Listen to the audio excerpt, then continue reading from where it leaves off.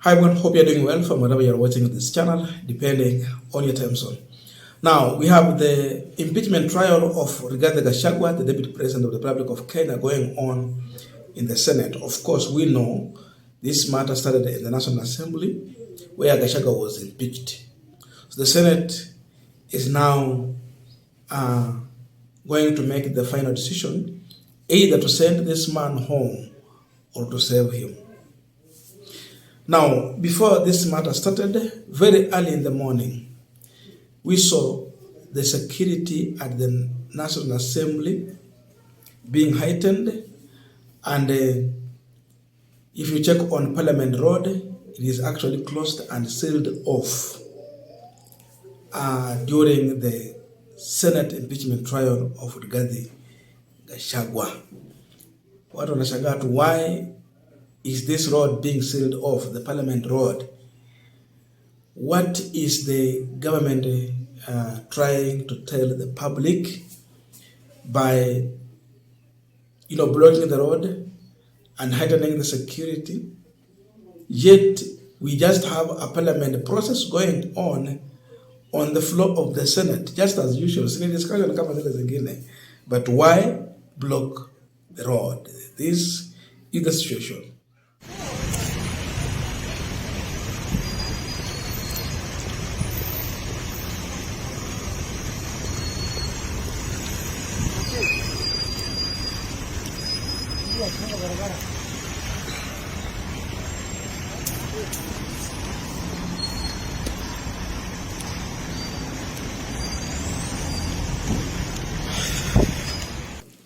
Now, by the fact that the security operators decided to block this road, it means Gachagua is not just a simple man that you would think he is.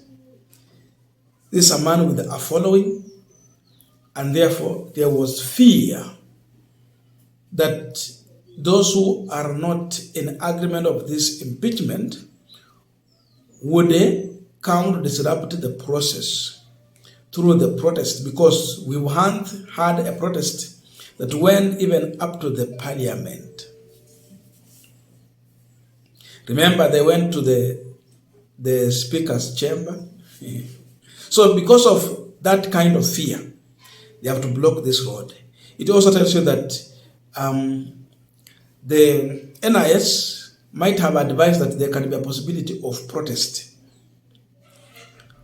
especially to those who believe in Gachagwa's leadership, those who subscribe to his politics, and those who want to sympathize with the one regarding Gachagua. So because of that, and due to this fear, they had to block this road. So it tells you, in as much as Gachagua is being impeached, Ruto is not just sitting pretty and waiting for the outcome. He knows the consequences of impeaching Rigathi Gachagua. Haitakuwa una impeach na ni hivyo, hapana. Gachagua has a following, he has the people, and therefore you cannot just wish him away. That is what has informed the security operators to seal off this road and make sure that the security is very heightened at that place. Now, Gachagua arrived early in the morning at the Senate building, and this is how actually Gachagua arrived. Wanasema he has arrived as a deputy president, and maybe when he will be leaving on the second day, he will leave as an ordinary Kenyan, just like you and me, and not a deputy president anymore, if this impeachment trial will not favor him.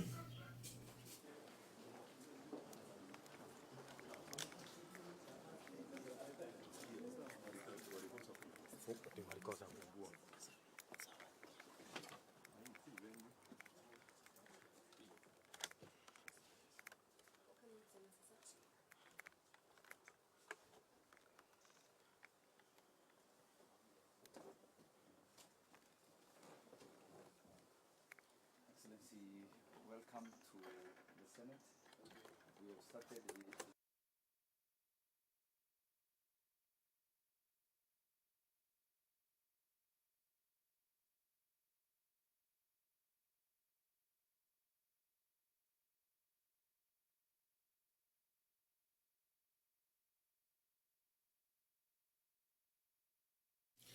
Now, the National Assembly is the one presenting their case to the Senate. Just like when the MCS normally present their case to the Senate. So they have the team that is going to defend them, the legal team, and Gachagwa's team was not happy with the lead counsel of the National Assembly when James Orengo's name appeared. Now this is the governor of Siaya County, but he is here not in his capacity as the governor, but as the legal lead counsel of the National Assembly. So Orengo is the one who is going to lead this team to cross-examine together Gachagua and to argue with his counsel, Kiongozwa, the other team. So there's about 12 legal team on the, on behalf of the National Assembly.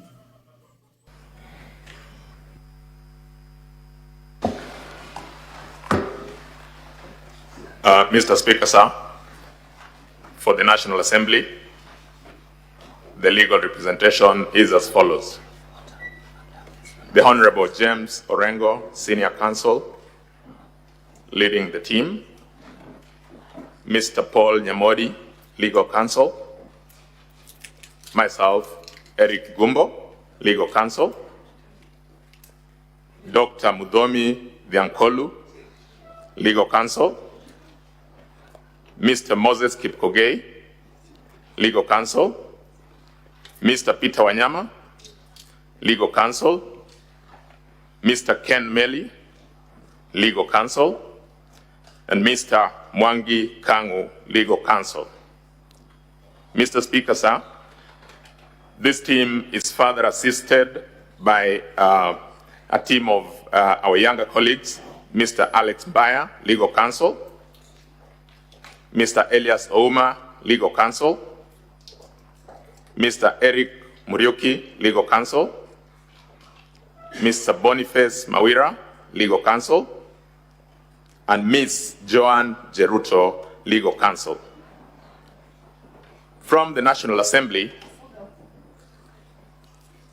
we have the Honorable Otiende Amolo, Senior Counsel. We have the Honorable George Gitonga Murugara. We have the Honorable Samuel Chepkonga. We have the Honorable John Makali. And we also have the Honorable Zamzam Mohammed. I submit, Mr. Speaker, sir.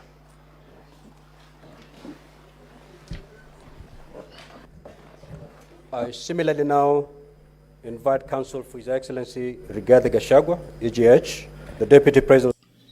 Now, as we conclude this discussion, just a quick request for those who are watching and you have not yet subscribed, please consider subscribing. To our returning subscribers, I must say thank you so much. And again, to all our viewers, please give this video a thumbs up. Thank you so much, and back to this discussion. Now, there has been disagreement between Gachagwa's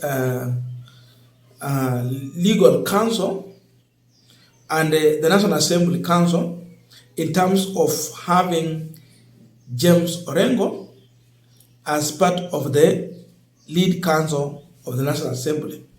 The argument by Advocate Ndegwa is that Senator James Orengo, governor actually,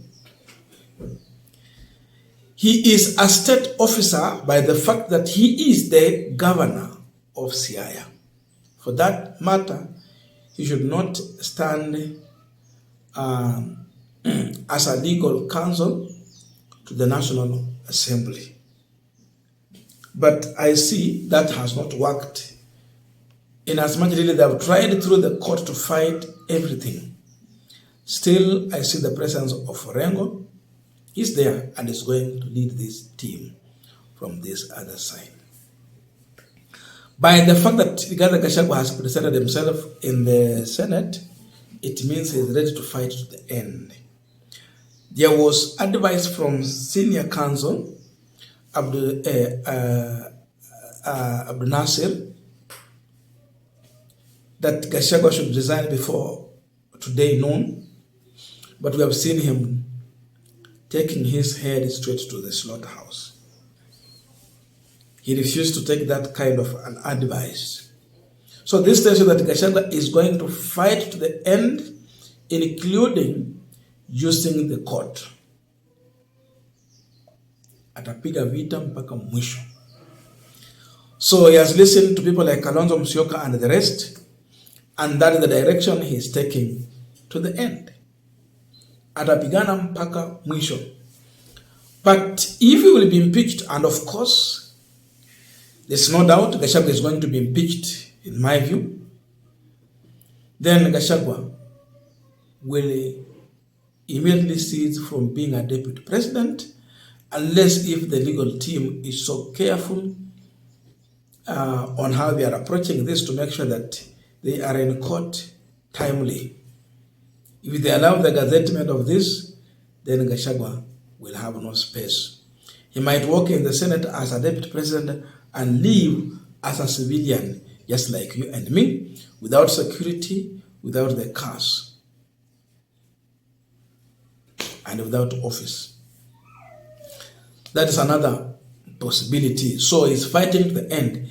It means his focus is still in the court, not having faith in the Senate, because he don't have friends in the Senate. In as much as he has been listening to the ground, what he forgot is that he needed to have friends in the National Assembly and in the Senate. Kikiharibika namna hii, at least you have someone to comfort you. Today he doesn't have. The ones he has who will vote no are not his friends. They are sympathizers who have an idea on how to rely on this and be a beneficiary of the same. Si eti watampigia kura kwa sababu hawataki aende. Ni kwa sababu they want to benefit by doing so. But in their wish is that he should go. Watu kwa Wiper ndio naongelea hapa. So we are going to wait and see how the proceeding will go. It might go up to tomorrow. Of course, it will go up to tomorrow. And they can as well decide to extend it to Friday. It can be extended. But we're going to wait and see the outcome. I don't know your views, but let us meet in the comment section to continue with the discussion. Otherwise, that is the current political updates going on in this country.